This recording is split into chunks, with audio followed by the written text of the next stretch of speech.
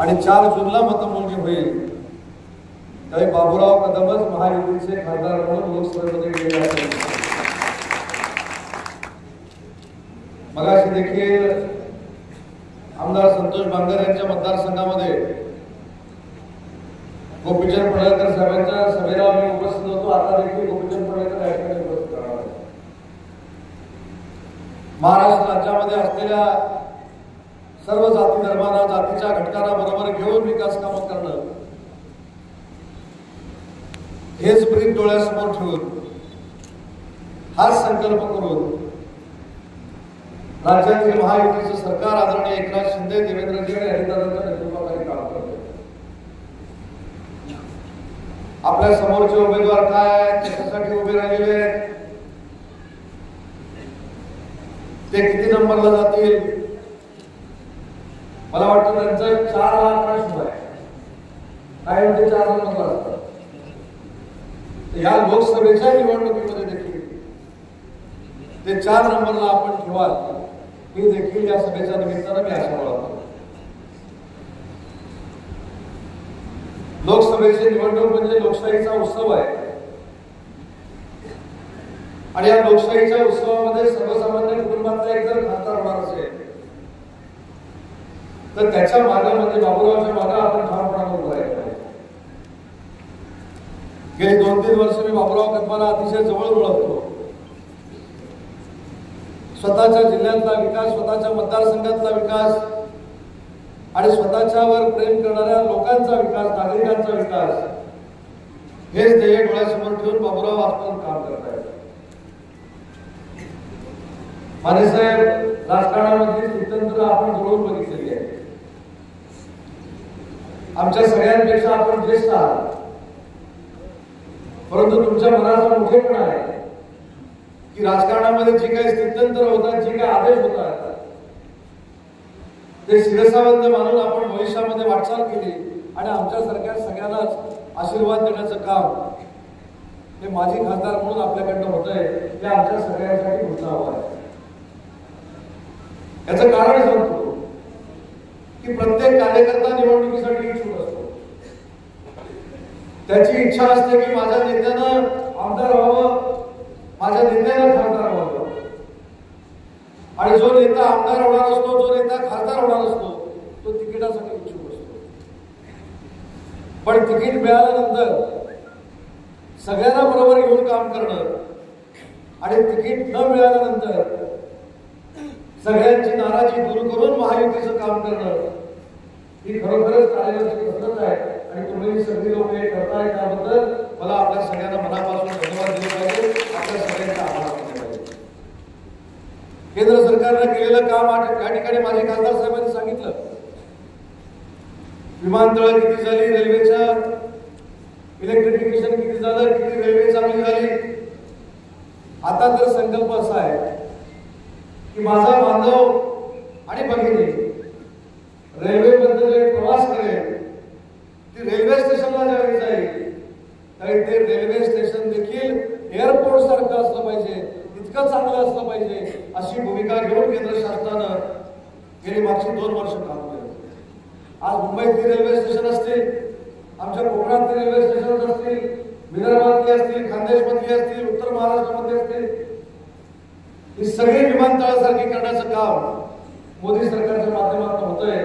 आणि म्हणून जे विमानात बसणाऱ्याला मान सन्मान आहे त्याच शेतकऱ्याला रेल्वेमध्ये बसताना देखील मान सन्मान असला पाहिजे, यासाठी ही भूमिका केंद्र सरकारने घेतली, राज्य सरकारने त्याचं समर्थन केलं. काही लोक सकाळी उठल्यापासून आपल्या महायुतीवर टीका करतात, पण ज्याला स्वतःचा आत्मविश्वास नाही, ज्यांच्या आघाडीमध्ये पंतप्रधान पदाचा उमेदवार नाही, जे पंतप्रधान पदाचा उमेदवार जाहीर करू शकत नाही, ते या देशाचा कधी विकास करू शकत नाही. गेली 60-65 वर्ष काँग्रेसच्या ताब्यामध्ये सत्ता होती. मगाशी देखील मी माझ्या भाषणामध्ये सांगितलं, आपल्या विदर्भामध्ये रामटेक नावाचा जो मतदारसंघ आहे, या मतदारसंघाचे खासदार 2दा देशाचे माजी पंतप्रधान होते नरसिंह राव, पण स्वतः पंतप्रधान असताना, रामटेकचे लोकप्रतिनिधी असताना त्यांना रामटेकचं राम मंदिर बांधता आलं नाही. ते रामटेकचं राम मंदिर बांधण्याचा निश्चय नरेंद्र मोदी साहेबांनी आणि एकनाथ शिंदे साहेबांनी केला. 2 वर्षांमध्ये अयोध्येतलं राम मंदिर कुणी केलं आपल्या सगळ्यांना माहिती आहे. मी कॉलेज जीवनामध्ये ज्यावेळी वर्तमानपत्रामध्ये वाचायचो की आता वर्षभरामध्ये राम मंदिर होणार आहे, त्यावेळी आमदार साहेब मी ओळखायचो. आता निवडणूक आहे म्हणजे 4 वर्ष पूर्ण झालेली आहेत. 5व्या वर्षी आता पुन्हा एकदा राम मंदिराच्या नावानं मतं मागायची आहेत अशी भावना माझ्यासारख्या कार्यकर्त्यांची देखील झाली. भविष्यामध्ये राम मंदिर या देशामध्ये कधी होऊ शकत नाही ही आपल्या भारत देशातल्या प्रत्येक नागरिकांची भूमिका होती. आता जे आपले विरोधक आहेत ते देखील राम मंदिर होणार नाही त्यावरूनच टीका करायची. परंतु आजच्या देशाचे पंतप्रधान नरेंद्र मोदी साहेबांनी संकल्प केला होता की 500 वर्षापूर्वी केलेला निश्चय 2026 ला पूर्ण करण्याचं काम या देशामध्ये जर कोणी केलं असेल तर ते नरेंद्र मोदी साहेबांनी केलं. आज आपण राम मंदिर उभारलं. योगायोगाने उद्या रामनवमी आहे. देशातली सगळ्यात मोठी रामनवमी उद्या अयोध्येमध्ये सण म्हणून साजरी केली जाणार आहे. पण दिलेला प्रत्येक शब्द पंतप्रधान मोदयांनी पूर्ण केलेला आहे. अशा व्यक्तीला पुन्हा एकदा आपल्याला पंतप्रधान म्हणून बसवायचं आहे. आणि एक निश्चित आहे, प्रश्न असतील, आरक्षणाचा प्रश्न असेल, सोयी सुविधांचा प्रश्न असेल, हे सगळे प्रश्न या सरकारच्या माध्यमातून आम्ही पूर्ण करणार आहोत आणि पूर्ण करण्याची जबाबदारी सरकार म्हणून नक्की आमची आहे. पण हे सगळं पूर्ण करत असताना मला आपल्या सगळ्यांना एक विनंती करायची आहे. आज महायुतीचं सरकार महाराष्ट्रामध्ये काम करत आहे. महायुतीचं सरकार केंद्रामध्ये काम करत आहे. पण या दोन्ही सरकारच्या माध्यमातून विकासाचा निधी असेल, वैयक्तिक लाभाच्या योजना असतील, या वाडी वस्त्यावरच्या सर्वसामान्य माणसापर्यंत पोहोचवण्यामध्ये आम्ही यशस्वी झालो. आज या सगळ्या महिला भगिनी उपस्थित आहेत. महिलांसाठी एसटीचा प्रवास 50% आमच्या सरकारनं आणला. बचत गटाचा रिव्हॉल्विंग फंड 15,000चा 30,000 केला. सीआरपीनं 3,000चं मानधन 6,000 केलं. लेक लाडकी नावाची एक चांगली योजना जी 18 वर्षाची लेक झाल्यानंतर तिच्या खात्यावर 1 लाख रुपये देण्याचा धाडसी निर्णय हा महायुतीच्या सरकारने घेतला. आणि म्हणून आमच्या महिला भगिनींना खऱ्या अर्थानं स्वतःच्या पायावर उभं करण्याचं काम जर कोण करत असेल तर ते महाराष्ट्रातलं महायुतीचं सरकार करतंय याची नोंद देखील माझ्या महिला भगिनींनी घेतली पाहिजे. जी बुजुर्ग लोक आहेत त्यांना देखील एसटीचा प्रवास मोफत केलाय. जे तरुण आहेत त्यांच्या हाताला काम देण्याचं काम माझ्या विभागामार्फत केलं जात आहे. आज आपल्या परिसरामध्ये आमदार साहेबांनी आताच मला सांगितलं, या मतदारसंघातल्या तरुणांच्या हाताला जर काम द्यायचं असेल तर इथं एमआयडीसीची आवश्यकता आहे. व्यासपीठावरच्या सगळ्या मंडळींच्या साक्षीनं आमदार साहेब तुम्हाला आता शब्द देतो. शब्द द्यायच्या अगोदरच काय वाजलेलं आहे, त्यामुळे शब्द द्यायची आवश्यकता आहे. शब्द देतो, वचन देतो की आचारसंहिता संपल्यानंतर तुमच्या या भागामध्ये एमआयडीसी करण्यासंदर्भात बैठक लावली जाईल आणि त्याच बैठकीमध्ये तुम्ही सांगितलेली मागणी मान्य केली जाईल. हा उद्योग मंत्री आणि तुमच्या सहकार्याने शेवटी तरुणांच्या हाताला काम मिळालं पाहिजे, युवतींच्या हाताला काम मिळालं पाहिजे. नोकरीसाठी जिल्हा न सोडता त्यांनी स्वतःच्याच गावामध्ये नोकरी केली पाहिजे, ही भूमिका आमच्या सरकारची आहे. आणि म्हणून कोकण असेल, विदर्भ असेल, पश्चिम महाराष्ट्र असेल, उत्तर महाराष्ट्र असेल, या सगळीकडे औद्योगिक समान विकास झाला पाहिजे, ही भूमिका आमच्या सगळ्यांची आहे. आणि म्हणून गडचिरोली सारख्या जिल्ह्यामध्ये देखील औद्योगिक क्रांती करण्याचा निर्णय सरकारने घेतला.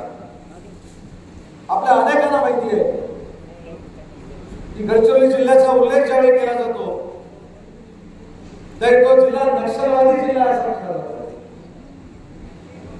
पण एकनाथ शिंदे साहेबांच्या, देवेंद्रजींच्या, अजितदादांच्या नेतृत्वावर विश्वास ठेवत आज गडचिरोलीमध्ये देखील 1,00,000 कोटी रुपयाची गुंतवणूक होते.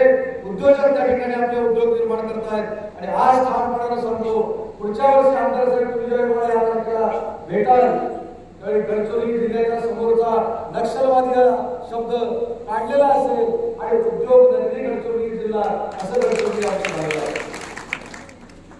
आणि मला सगळ्या गोष्टीमध्ये सकारात्मक काम करण्याचं काम हे आपलं महायुतीचं सरकार करत आहे. आणि जे सरकार सर्वसामान्यांसाठी काम करत आहे त्या सर्वसामान्यांमधला एक माणूस बाबूराव कदमांच्या रूपाने आज लोकसभेची निवडणूक लढवतोय. लोकसभेचा उमेदवार म्हणून प्रत्येकाला ते स्वतःच्या घरात वाटत असते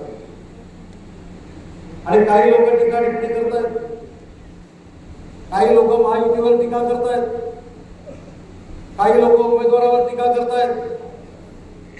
पण मी खात्रीलायक सांगतो की जे टीका करतायत त्यांना 4 जूनला बाबूराव कदम 40 गुंठ्यात चित केल्याशिवाय गप्प बसणार नाही. तुमच्या सगळ्यांच्या आशीर्वादाने आणि म्हणून तुमच्या घरचा पोरगा उभा आहे, तुमच्या घरातली व्यक्ती उभी आहे, त्याच्या मागे ठामपणाने उभं राहण्याची भूमिका या सगळ्या मतदार बंधू भगिनींनी घ्यावी हीच विनंती करण्यासाठी आज या सभेला मी उपस्थित आहे.